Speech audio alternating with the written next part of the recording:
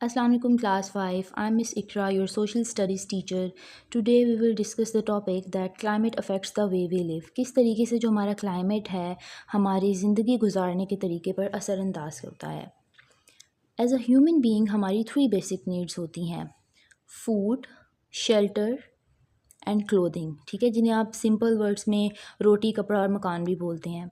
Climate affects the clothes we wear. Climate जो है वो हमारे जो क्लोथ्स हमने पहनने होते हैं, ऑब्वियसली हम सीज़न को देखकर, वेदर को देखकर ही हम अपने क्लोथ्स डिसाइड करते हैं. जैसे विंटर्स हैं तो विंटर्स में हम वार्म क्लोथ्स पहनना पसंद करेंगे, लाइक कोट्स एंड जैकेट्स वगैरह. इसी तरह से अगर समर्स हैं, मौसम गर्मा है, तो हम उसमें थोड़ा लाइट क्लोथ्स की तरफ जाएंगे. द फूड वी ईट, जो खाना हम खाते हैं, लाइक विंटर्स के अंदर हमें थोड़ा सा हॉट ड्रिंक्स वगैरह चाहिए होती हैं, लाइक टी एंड कॉफ़ी. इसी तरह से जब समर्स आ जाता है हमें कुछ रिफ़्रेशिंग और कुछ कोल्ड चाहिए होता है. The games we play, obviously अगर हम आउटडोर गेम्स प्ले कर रहे हैं तो वो भी हमें थोड़ा क्लाइमेट को कंसिडर करना पड़ता है. And the place where we live, और वो जगह जहाँ हम रहते हैं. एज अ ह्यूमन बीइंग हम पसंद करते हैं लाइक मॉडरेट टेम्परेचर हो, मॉडरेट क्लाइमेट हो. हम ऐसी जगह रहना पसंद करते हैं. इसी तरह से जो most of the people choose to live in places that have a moderate climate.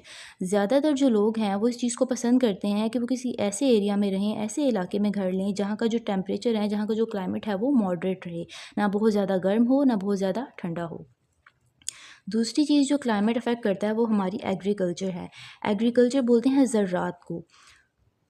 Agriculture is greatly affected by climate. हमारी जो एग्रीकल्चर है, जो ज़राअत है, जिनमें डिफरेंट क्रॉप्स जो है वो कल्टीवेट की जाती हैं, वो भी जो है वो अफेक्ट होती है क्लाइमेट से.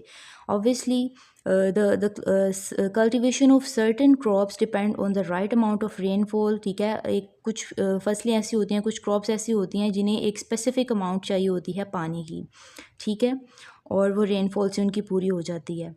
एंड सनशाइन, ठीक है, और सनशाइन की भी ज़रूरत होती है. एंड सूटेबल टेम्परेचर, और कुछ सर्टेन जो है वो उनको टेम्परेचर चाहिए होता है. ठीक है, अब हम देखते हैं कि किस वेदर के अंदर कौन सी क्रॉप जो है वो ज़्यादा अच्छे तरीके से ग्रो करती है. फॉर एग्जांपल खरीफ क्रॉप्स, ठीक है, एक खरीफ क्रॉप्स होती हैं और दूसरी रबी क्रॉप्स होती हैं. जो खरीफ क्रॉप्स होती हैं उनके लिए कौन सी क्लाइमेटिक कंडीशंस रिक्वायर्ड होती हैं, और जो रबी क्रॉप्स होती हैं उनके लिए कौन सी क्लाइमेटिक कंडीशंस रिक्वायर्ड होती हैं, ये हम स्टडी करेंगे.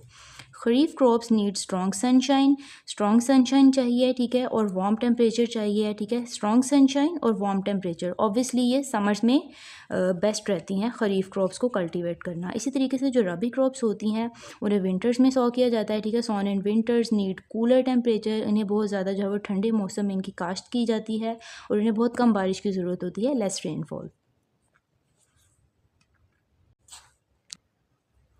नेक्स्ट हम बात करते हैं the climate can also cause harm to our lifes. जिस तरीके से किसी चीज़ के कुछ फ़ायदे होते हैं, इसी तरह से उसके कुछ डिसएडवांटेज होते हैं, कुछ नुकसान होते हैं. किस तरीके से जो है हमारा क्लाइमेट हमारी ज़िंदगियों को नुकसान भी पहुंचा सकता है. ऑब्वियसली यहाँ पर हम उन रीजन्स की बात करेंगे, उन सर्टेन रीजन्स की बात करेंगे जहाँ पर वेदर जो है वो बहुत एक्सट्रीम होता है, लाइक एक्सट्रीम रेनफॉल होती है, एक्सट्रीमली हॉट वेदर होता है और एक्सट्रीमली कोल्ड वेदर होता है, ठीक है. फ्लडिंग, पहले हम फ्लडिंग की बात करते हैं. फ्लडिंग होती है आपके जो सैलाब आते हैं.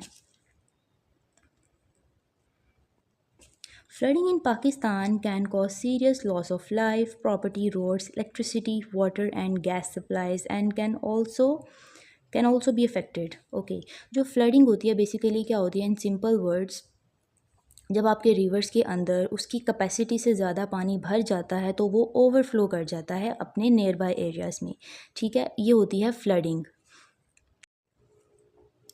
अब फ्लडिंग के कुछ साइड इफ़ेक्ट्स होते हैं, सैलाब के कुछ नुकसानात होते हैं, वो क्या क्या होते हैं.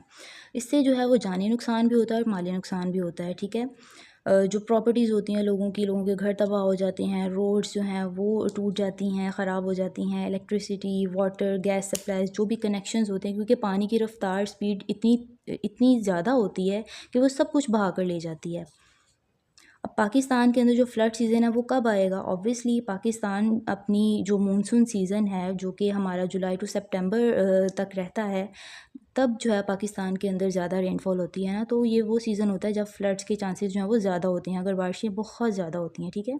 रिवर इंडस, जो दरियाए सिंध है, जिसे आप कहते हैं रिवर इंडस, दरियाए सिंध जो है और उसके जो ट्रिब्यूटरीज़ हैं, ठीक है, वो ओवरफ्लो हो जाते हैं. जब वो ओवरफ्लो होते हैं तो पानी जो है वो अपने नियर बाय एरियाज़ में निकल जाता है और वहाँ पर जो घर होते हैं, जहाँ पर लोग रहते हैं, उनका सब कुछ होता है, वो सब कुछ जो है वो डिस्ट्रॉय हो जाता है. फ्लैश फ्लड्स होते हैं, अचानक जो सैलाब आते हैं, occur in dry areas of Balochistan, जो बलूचिस्तान के ड्राई एरियाज़ हैं, ठीक है।